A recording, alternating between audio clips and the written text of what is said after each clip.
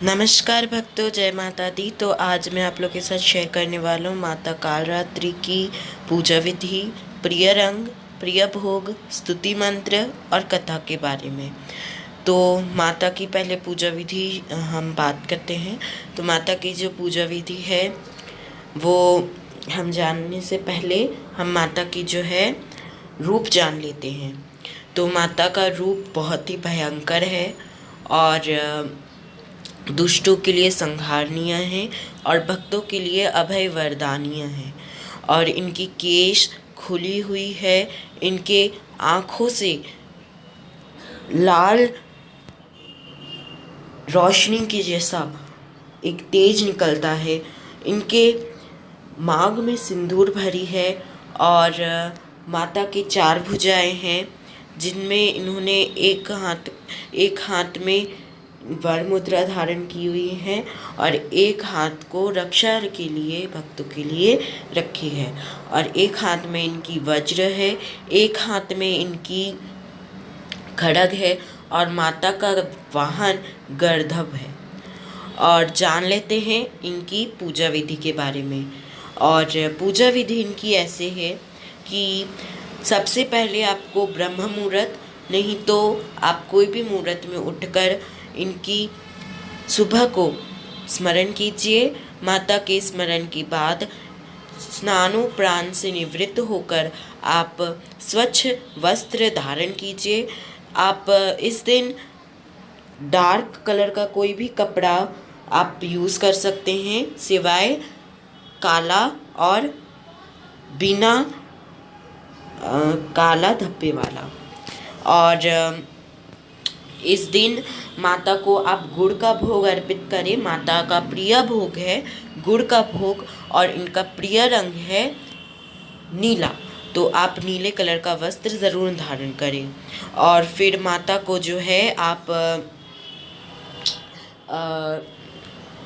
फिर सुबह उठकर आप जो स्नानोपरांत कर निवृत्त होकर फिर इनकी आपने जो दरबार लगाई है या आपने मंदिर पर इनकी स्थापना की है, तो वहाँ पर गंगा जल से साफ़ कीजिए। माता को पान में इलायची, सुपारी, बताशे और लौंग का भोग चढ़ाए। और माता को इस दिन गुड़ का भोग, जैसे मैंने आपको बोला, लगाना चाहिए। और इसके बाद आप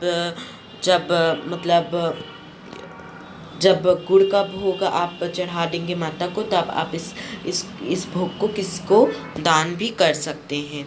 और इनको फल, मेवे, मिठाई इत्यादि का भोग लगाएं। माता को रात की रानी का पुष्प बहुत ही प्रिय है, तो आप इस दिन माता को रात की रानी का पुष्प अर्पण कीजिए। तो जान लेते हैं इनकी कथा के बारे में। तो बहुत ही प्रचलित कथा है इनके बारे में, जो ऐसे है कि बहुत साल पहले जब शुंभ निशुंभ का आतंक बढ़ा और इंद्र आदि देव को बहुत ही कष्ट पहुंचा, तब माता ने यह रूप लिया। और पहले तो शुंभ निशुंभ के आतंक से परेशान हुए वे देवता माता के पास गए, जहाँ हिमालय पर्वत के पास, जहाँ पर माता स्नान कर रही थी। तो उन्होंने अपने रूप चंडिका को भेजा और उनके साथ जो उनके क्रोध से उत्पन्न हुई, उनका नाम था कालरात्रि माता। इनको काली माता की भी नाम से जाना जाता है। इनकी और एक नाम है, जो नाम है इनका शुभंकरी देवी। और फिर जो है चंडिका देवी ने गई और शुंभ निशुंभ का वध किया। और शुंभ निशुंभ का वध करने के बाद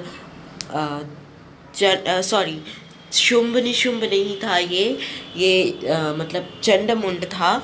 तो चंडमुंड का माता ने संहार किया और तब इनकी माता की नाम पड़ी चामुंडा देवी। चामुंडा देवी का रूप बहुत ही भयंकर है और कभी इसके बारे में मैं आपको वीडियो बना के दिखाऊंगा।